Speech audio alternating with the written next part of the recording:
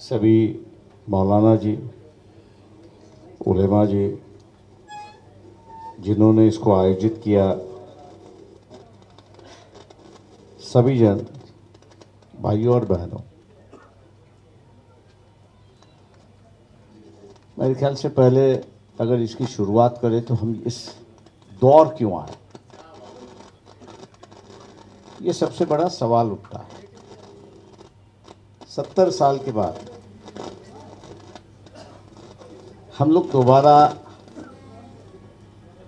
अपना इतिहास ढूंढने निकले और ये इतिहास ढूंढते ढूंढते हम लोगों को ये पता चला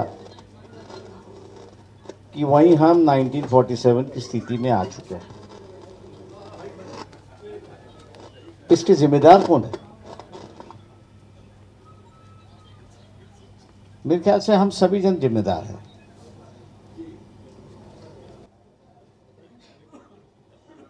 जो हमारे दादा थे, परदादा थे,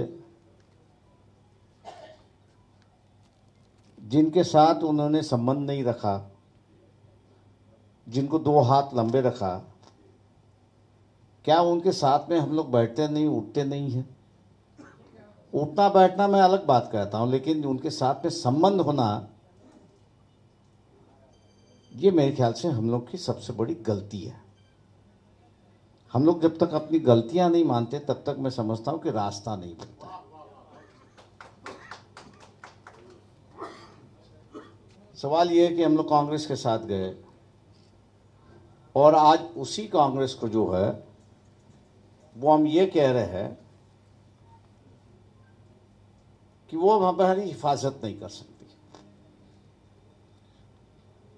लेकिन क्या कांग्रेस अकेली थी कि जो हमारी हिफाजत कर रही थी? क्या उस वक्त दूसरे राजनीतिक दल नहीं थी, विचारधारा नहीं थी कि जो हमको हिफाजत कर रही थी?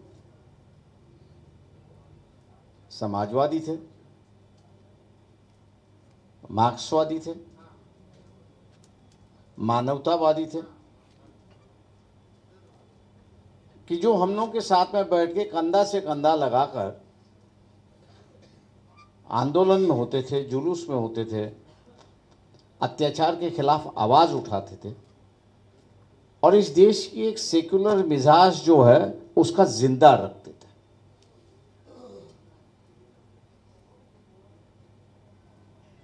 जिस तरह इस देश में सेक्युलर मिजाज है, उसी तरह यहां अक़लियतों के खिलाफ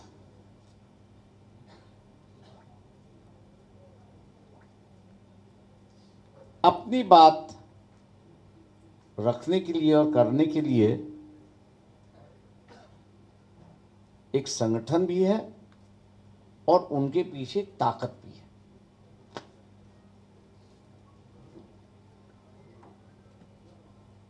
लेकिन इन्हीं सभी विचारधारा के जो लोग थे उन्होंने उनको दबाए रखा था, आगे नहीं आने दिए थे, क्योंकि संविधान के दौरे के माध्यम से उन्होंने ये कहा कि आपकी जो विचारधारा है वो संविधान से मिलती नहीं है। और इस बात को जो है वो आम आदमी तक पहुंचाते थे।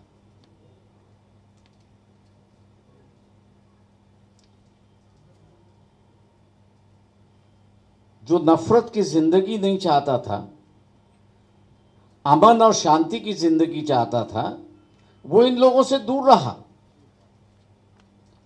और ये दूर रहने की वजह ये है कि यहां पर मार्क्सिस्ट था, कम्युनिस्ट था, सोशलिस्ट था, मानवतावादी था, अंबेडकरवादी था, कि जिन्होंने कहा कि इस संगठन से बचे रहिए, इन लोगों से बच के रहिए, क्योंकि ये नफरत फैलाने वाले हैं, ये भाईचारा के खिलाफ है, ये अधिकार के खिलाफ है। और इसलिए नाहा मुसलमानों का शिक्षा का संबंध जो उठाया है, मैं समझता हूं कि 50% हिंदुओं की भी शिक्षा की समस्या जो आपकी है वो भी है, नया कुछ भी नहीं है। हम लोगों ने खुले आंखों से देखना शुरुआत करना चाहिए।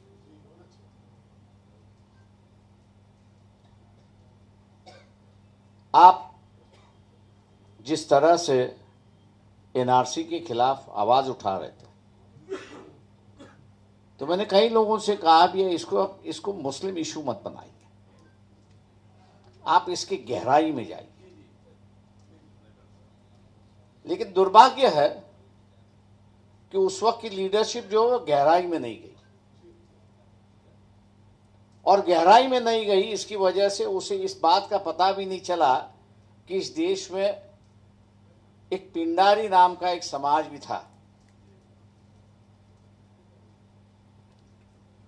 कि जिसकी जनसंख्या इस देश में 18% है।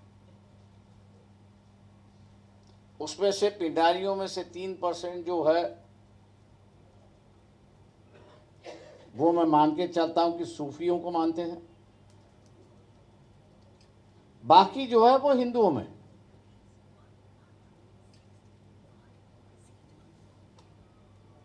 मतलब जिनके पास ना गांव है, जिनके पास ना रहने के लिए जगह है, जो आज भी भटकते रहते हैं। अगर उन्हीं गहराई को अगर हम लोग देखते तो शायद मैं समझता कि एक माहौल पैदा होता कि भाई ये जो एनआरसी है ये सिर्फ मुसलमानों के खिलाफ नहीं है, ये सिर्फ मुसलमानों के खिलाफ नहीं है, ये एनआरसी जो है हिंदुओं के तबके का 40% जो है, जिसके पास कोई रिकॉर्ड नहीं है। मुसलमानों के पास रिकॉर्ड तो है, मस्जिदों के माध्यम से रिकॉर्ड है, उसकी कहीं ना कहीं तो भी लिखा है, इसलिए उसके पास रिकॉर्ड कहीं ना कहीं तो भी मिलता है। लेकिन ये 40% जो है, ना इनका गांव है, ना इनकी जमीन है, और ना इनका कोई स्टेट है।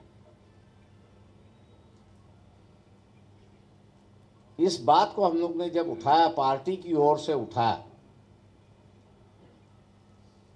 तब जाके यहाँ के लोगों को पता चला कि भाई यही एनआरसी सिर्फ मुसलमानों के खिलाफ नहीं है, तो ये इस देश का जो 40% हिंदू जो है, जिसको आरएसएस अपने हाथ में दबाना चाहती है, वो भी इनके टारगेट पर है।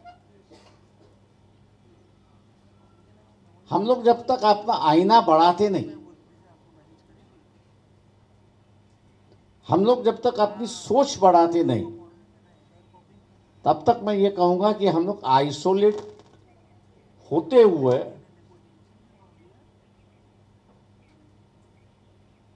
या आइसोलेशन की ओर हम लोग खुद ही जा रहे हैं। मैं आप लोगों से पूछता हूं कि आज ये जो कम्युनिस्ट पार्टी थी वो है कहां? समाजवादी है वो आजकल दिखाई नहीं देती। शरद यादव आखिरी, नीतीश कुमार अब बाहर आए, देवगौड़ा उनके बेटे किसी भी तरह बचे हुए हैं। लेकिन 10 साल के बाद अगर हम लोग आगे देखें तो शायद मेरे ख्याल से एक परिस्थिति जो उभर रही है कि जो आज हम लोग महाराष्ट्र में खुली तौर से देख रहे हैं। खुली तरह से क्या देख रहे हैं कि शिवसेना जो थी यहां से निकाल के पूरी वहां रख दी, और जिनके पास रख दी वो उनके साथ में चले गए।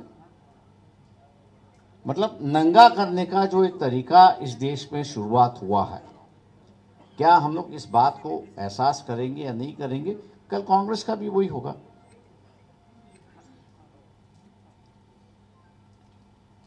मैं आज मान के चलता हूं कि हम लोग जितने रिलीजियस होते जाएंगे उतना आरएसएस को फायदा होगा। इस बात को हम लोग को देखना होगा। जितना हम लोग सेक्युलर बनते जाएंगे, इतनी तकलीफ आरएसएस को होती रहेगी, क्योंकि सीधा होता है उनका कहना है कि भैया ये जो अक़लियत है, चाहे वो सिख हो, चाहे वो जैन हो, चाहे वो बुद्धिस्ट, वो अपना धर्म बना रहे, हम क्यों नहीं बनाए। लेकिन जब सेक्युलर की बात आती है तो यही बात आती है कि भैया धर्म जो है व्यक्तिगत है, राजनीति और समाज जो है वो अलग है, इसको दोनों को मिक्स करने की कोई ज़रूरत नहीं है। ये जब तक चलता रहा तब तक मैं कहता हूं कि हम लोग महफूज रहे, हम लोग महफूज रहे। लेकिन आज की परिस्थिति में जो है, इस बात को हम लोग भूल गए। मैं हमेशा कहता हूं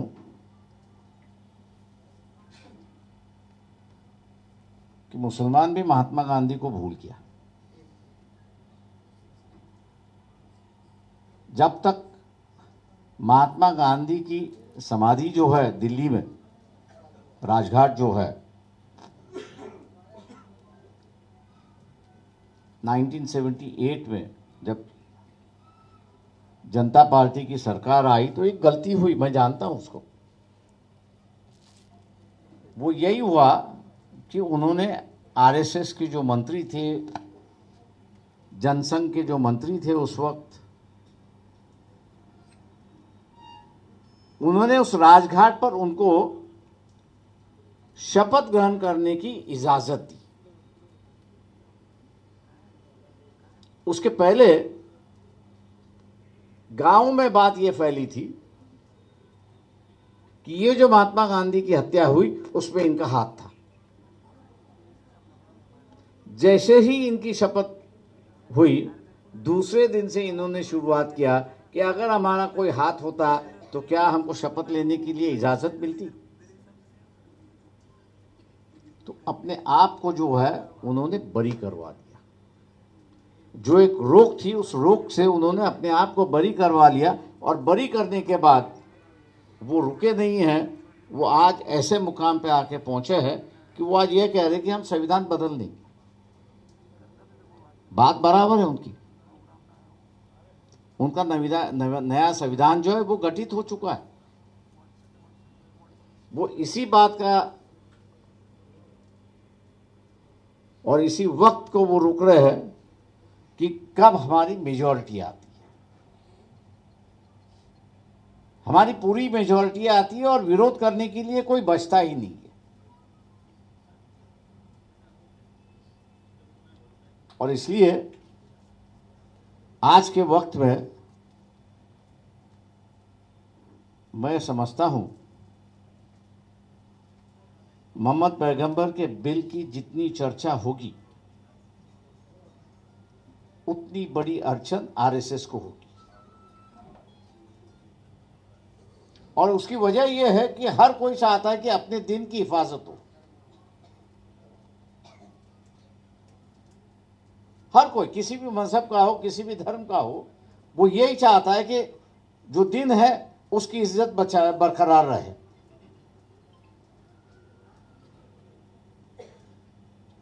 हम लोगों को भी जो है सोच समझ के कदम उठाना चाहिए। इसकी जितनी चर्चा होगी, और यही होगा कि नाम अगर इसका मोहम्मद पैगंबर बिल भी हो, लेकिन इसकी अंदर की जो कानून है वे किसी धर्म के भी दिन हो, उसकी अगर तौहीन होती है तो उसको सजा होगी। तो हर व्यक्ति किस मजहब का हो, किस धर्म का हो, वो आपके साथ होगा। वो यही पूछता रहेगा कि आप इसको विरोध क्यों कर रहे हैं, आप चुपचाप क्यों बैठे हो। अपनी बात आम आदमी तक फैलाना, अपनी बात आम आदमी तक ले जाना, मैं समझता हूं आज सबसे बड़ी अपनी जिम्मेदारी है। कई बार मुस्लिम संगठनों के साथ चर्चा होती है तो इसी बात को चलते रहती है कि हम लोग जो है वो मुस्लिम मिसाइलों को सामने रख के यहाँ की राजनीति करें। बात सही है, मैं गलत नहीं कह रहा हूं, लेकिन उसी इश्यू को आप सेक्युलर क्यों नहीं करते। शिक्षा की बात आई, सच्चर कमेटी की रिपोर्ट है। जिस तरह सच्चर कमेटी की रिपोर्ट जो है चर्चा हुई, उस तरह से दूसरी एक रिपोर्ट की चर्चा नहीं हुई।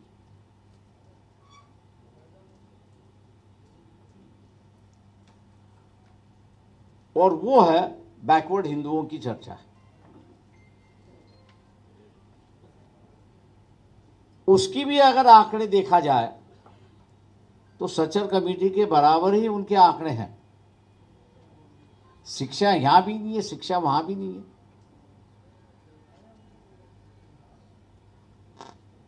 अगर इसी बात को दोनों अगर उठाते कि भैया शिक्षा ना आपके पास है ना हमारे पास है, इसलिए हम लोग ने शिक्षा के लिए लड़ना चाहिए, इकट्ठा होकर लड़ना चाहिए, तो मैं समझता हूं कि ये शिक्षा का जो इशू है इसको हम लोग सॉल्व कर सकते हैं,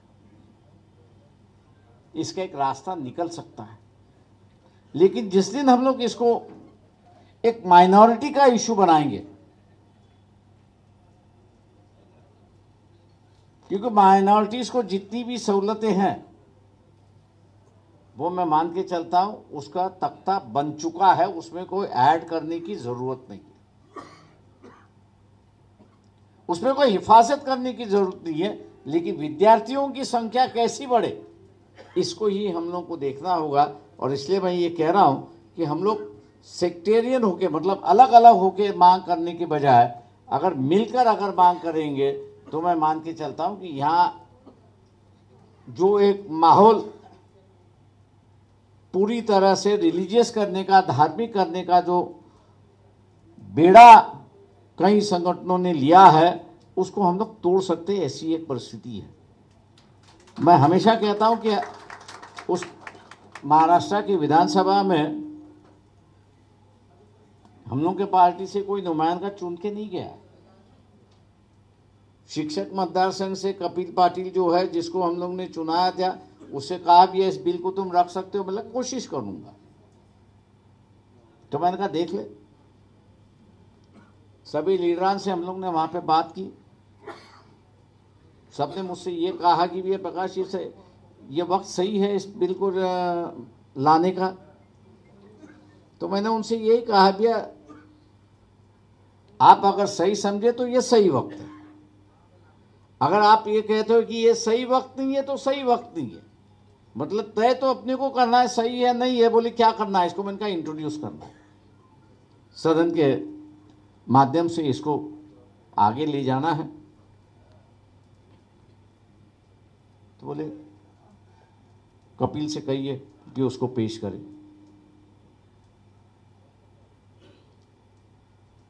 बिल पेश हो गया हाउस में,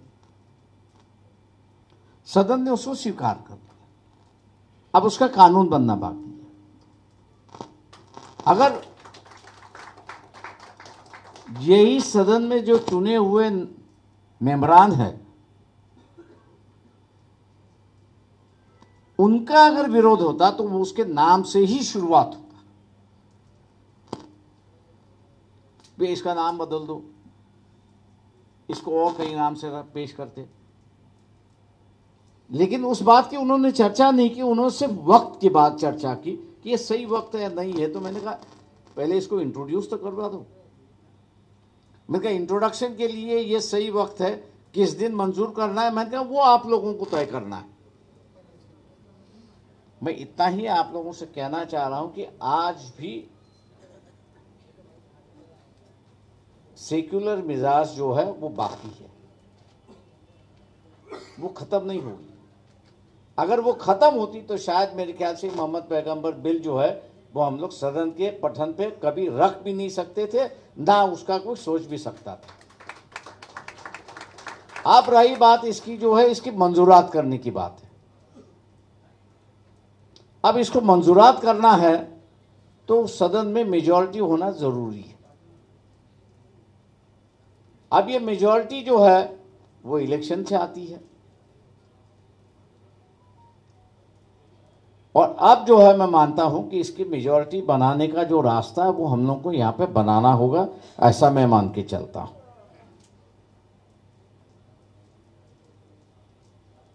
अब इस रास्ता बनाने की बात जो है वो कई लोग आप लोगों से यहाँ से निकलती है, मुसलमानों की से निकलती है कि भैया 1 to 1 बे आमने सामने। मैं समझता हूं कि इस राजनीति सही राजनीति ऐसा मैं नहीं कहता। जब कभी 1 to 1 राजनीति हुई है तो हम लोग हारे हैं और आरएसएस जीती है, क्योंकि ऐसा कोई मुद्दा निकलता है कि वो 10 दिन के लिए, 15 दिन के लिए, 5 दिन के लिए माहौल बिगाड़ देती है।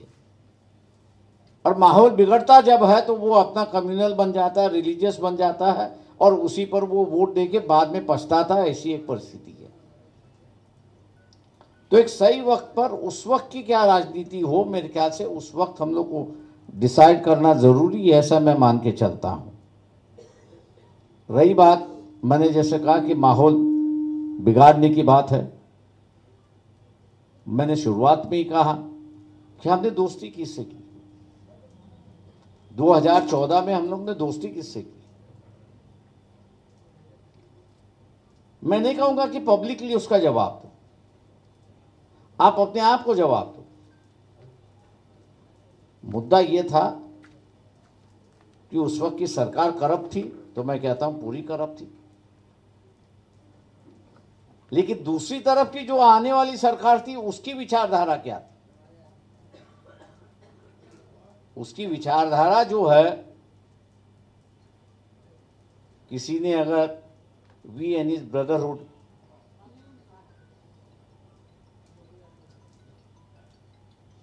गोलवलकर की किताब है, अगर उसे किसी ने अध्ययन किया हो, नहीं किया हो तो मैं आज भी कहता हूं कि उसको अध्ययन कर लीजिए। 125 पन्ने की किताब है, पूरी पढ़ने की जरूरत नहीं है। उसका आखिरी चैप्टर जो है, अगर उसी को अगर पढ़ ले तो आरएसएस सरकार पे जब आएगी तो यहाँ के अक़लियतों के साथ उनका व्यवहार कैसा होगा, उनकी अपेक्षा क्या है, उस पे उन्होंने जाहिर की है। और उनकी वो जो फिलॉसफी है, उनकी वो जो विचारधारा है, उसको उन्होंने छोड़ा नहीं।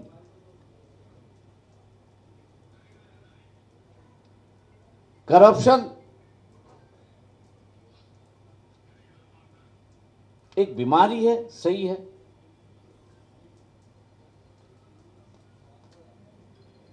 लेकिन हम लोग ने जिनका दामन पकड़ लिया वो कैंसर था।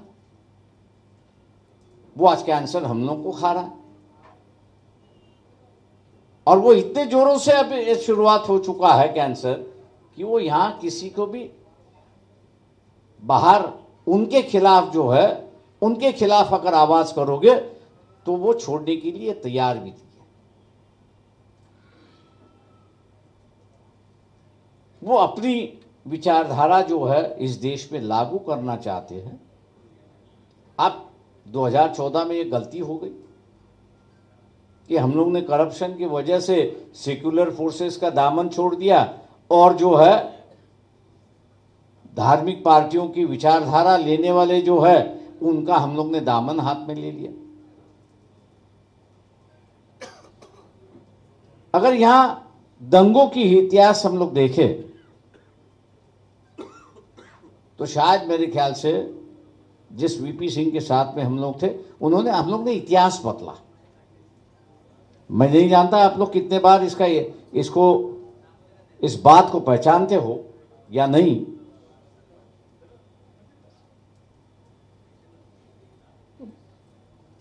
नब्बे के बाद दंगों की राजनीति इस देश से खत्म हुई। बीच में मेरठ में करने की कोशिश हुई लेकिन अमल नहीं हुई। दंगों की राजनीति के बाद जो है वो बॉम्ब ब्लास्ट की राजनीति शुरुआत हुई।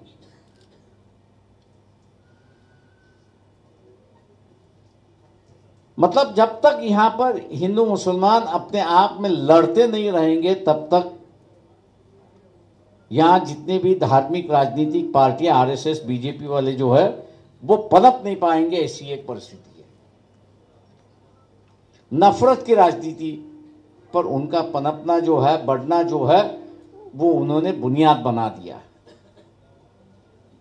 और आज जो है बॉम्ब ब्लास्ट की राजनीति भी आगे नहीं ले जा सकते, एक हद तक ले गए।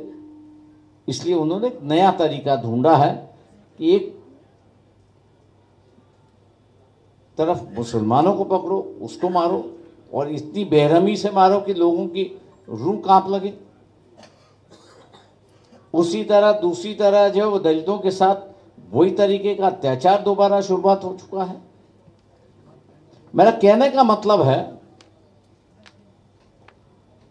कि लोगों में ये दूरी रहे। इसलिए अब जो है ये अलग अलग मुसलमानों को पकड़कर उनको इतनी बेरहमी से मारे, उसका वीडियो निकाले, पब्लिकली उसका डेमोन्स्ट्रेट करे, और एक भय और एक नफरत की राजनीति दोबारा उसको शुरुआत करे। मैं समझता हूं कि जहां जहां इंसिडेंट होता है वहां वहां मेरे ख्याल से हर सेक्युलर पार्टी में, किसी एक का नाम नहीं लूंगा, सभी जन वहां पर उस परिवार के साथ या उस व्यवस्था के साथ लड़ने के लिए खड़े हो जाते हैं। रही बात उस बात लोगों को बचाने की, मेरे ख्याल से कहीं पता होगा तो मेरे ख्याल से उसको बचा भी सकते हैं, लेकिन उसकी जानकारी घटना होने के बाद मिलती है। और इसलिए मैं समझता हूं कि एक कोशिश जो की जा रही है, डराने की जो कोशिश की जा रही है, वो उलमाओं को भी डराने की कोशिश होगी। नई बात नहीं है ये। मेरे ख्याल से उलमा ने इस बात को पहले से ही पहचान लेना चाहिए था कि वो टारगेट अब वो होंगे, क्योंकि मुसलमानों में उन्होंने कोई पॉलिटिकल राजनीतिक नेता नहीं रखा है। अगर हो तो मुझे बताइए, मैं उसे मिलने के लिए तैयार हूं। आज जो है उलमाओं के हाथ में समाज की दौर आ चुकी है, राजनीतिक दौर भी आ चुकी है। जिस तरह से आप लोग धर्म के बारे में लोगों को समझाते हो, नेकी का रास्ता बताते हो, उसी तरह से बाहर के लोग ये सोचते हैं कि आप राजनीतिक दरिया भी इन मुसलमानों का जो है वो मौलवियों के साथ में होगा, और इसलिए मौलवी टारगेट होंगे। इस बात को मैं समझता हूं कि हम लोग ने पहचानना चाहिए कि अगला क्या करेगा। और आज मैं समझता हूं कि मुफ्ती साहब ने जो कहा कि हम लोग को धमकियां दी जा रही है, मुझे कोई नया नहीं लगता है। ये और बढ़ेगी एक साल के अंदर। सिर्फ इतना है कि हम लोग इन धमकियों को किस ढंग से हैंडल करते हैं, और माहौल जो है एक हद से बाहर ना जाए, इसको मेरे ख्याल से हम लोग को देखना होगा। ऐसी एक परिस्थिति है। मैं इस बात का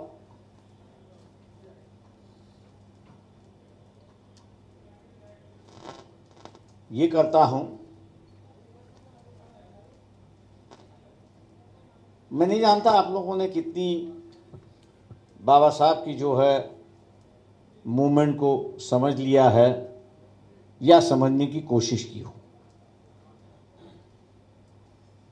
अगर इस मूवमेंट को अगर आप लोगों ने समझने की कोशिश की होती तो शायद मेरे ख्याल से ये मूवमेंट आरएसएस के साथ जा ही नहीं सकती, ऐसी एक परिस्थिति है।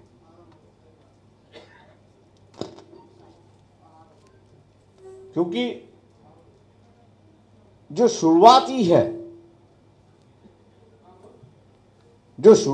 है कि धर्म ने जो गुलामी ला दी हुई है उसके खिलाफ है, और आरएसएस जो है वो गुलामी हटाना नहीं चाहती।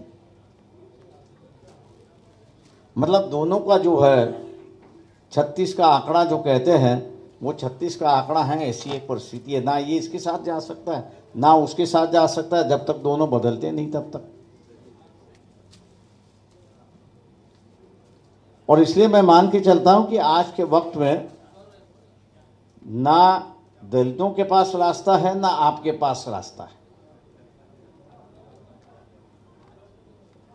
मैं कहूँगा मजबूरन दोनों को एक साथ जाने की नौबत आई है, क्योंकि दोबारा अगर नहीं गए तो मैं समझता हूँ कि दोनों भी बचेंगे नहीं, ऐसी एक परिस्थिति है।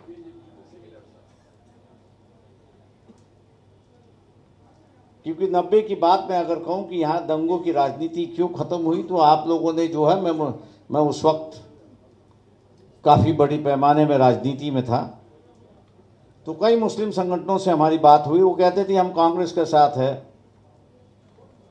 तो मैंने कहा मैं आपका इतिहास भी जानता हूं कि आप कांग्रेस के साथ में, यहाँ की जो आज़ादी की लड़ाई है आप लोगों ने कुर्बानी जो दी उसी को भी जानता हूं, लेकिन मैंने कहा आज की राजनीति आपकी गलत है। बोले आप सीधे हमको गलत कह रहे हो। मैंने कहा सीधे गलत कह रहा हूं। और मैंने कहा उसकी वजह है कि आपकी जो लड़ाई होती है, दंगे की लड़ाई जो होती है, वो सवर्णों के साथ में नहीं होती है, वो ओबीसीओं के साथ में होती है। आपकी लड़ाई जो है वो ओबीसीओं के साथ में होती है, सवर्णों के साथ में नहीं होती है। और मैंने इसी ओबीसी को जो है वो सवर्ण दबा रहा है, और यही से ओबीसी सोचता है अरे यार मुसलमानों को मारूं तो ऊपर से दबने की राजनीति कम हो जाएगी। मैं कहा दोनों को रास्ता नहीं है। मैं कहा दोनों इकट्ठा बैठ लो, मौका दे दो एक दूसरे को। 90 के राजनीति में दोनों इकट्ठा बैठ गए। जहां मुलायम सिंह निकले, लालू प्रसाद यादव निकले, शरद यादव निकले, कई लोग निकले वहां से, और तुरंत मैंने जैसे कहा कि दंगों की राजनीति खत्म हुई। क्योंकि जिसके हाथ में तलवार आरएसएस वाले देते थे, उसके हाथ में आपने सत्ता दे दी, और उसे पता चला कि सत्ता का माहौल चलाना है तो सबको लेके चलना है, अकेले चल नहीं सकते। तो बुनियादी बदलाव जो है इस व्यवस्था में आया, ऐसे मैं मान के चलता हूं। और आज उसी तरह का बुनियादी बदलाव जो है वो आप लोग ले आ सकते हो, आप लोग ले आ सकते हो। क्योंकि आज मुसलमानों के अलावा कश्मीर से कन्याकुमारी तक एक भी ऐसी कौम आपको नहीं मिल सकती कि जो बीजेपी के खिलाफ है, आरएसएस के खिलाफ है। किसी ने कहा सेल की बात, मौलवी जी ने कहा कि सेल की बात। मैं हमेशा ये कहता हूं कि हम लोग सेकेंडरी क्यों सोचें।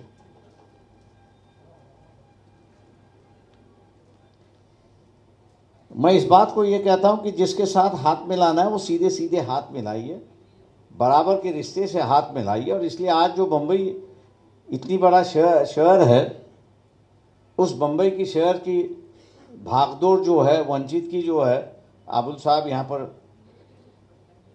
संभाल रहे हैं, और अब बड़ी अच्छी तरह से संभाल रहे हैं। एक बदलाव की राजनीति यहीं से बैठ के उन्होंने शिवसेना के साथ में बैठ के वहां से शुरुआत की, उसका श्रेय उनको भी जाता है, नहीं ऐसा नहीं। एक उम्मीद लोगों को जगी। ये जो आपका दिमाग जो है कि मैं इस सेल का अध्यक्ष बनूं, उसका बनूं, मैं ये कह रहा हूं कि पूरी राजनीति आप में हाथ में लेने की आप क्यों सोचते नहीं? एक लीडरशिप क्यों नहीं आप पैदा करते?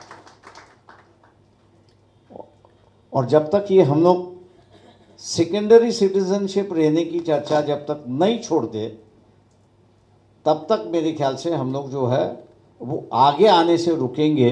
और इस देश की जो है हमेशा माइनॉरिटीज़ के ऊपर जो है, अक़लियतों के ऊपर जो है वो आरएसएस नोचती रहेगी, ऐसी एक परिस्थिति है। और इसलिए मैं आप लोगों से गुजारिश करता हूं कि जितने सवाल आपने यहाँ पर किए, शायद उसके मैंने अपनी तौर से जवाब देने की, समझाने की आप लोगों को कोशिश की। मेरी गुजारिश रहेगी यहाँ पर कि अगर मुसलमानों का साथ रहा, मैं दूसरे कौमों की बात नहीं कर रहा हूं,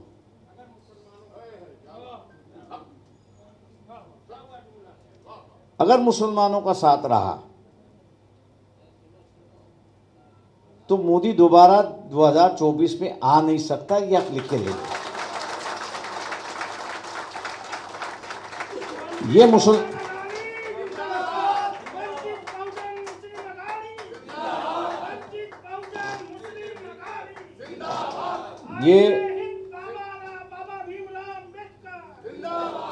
ये मुसलमानों की ताकत है।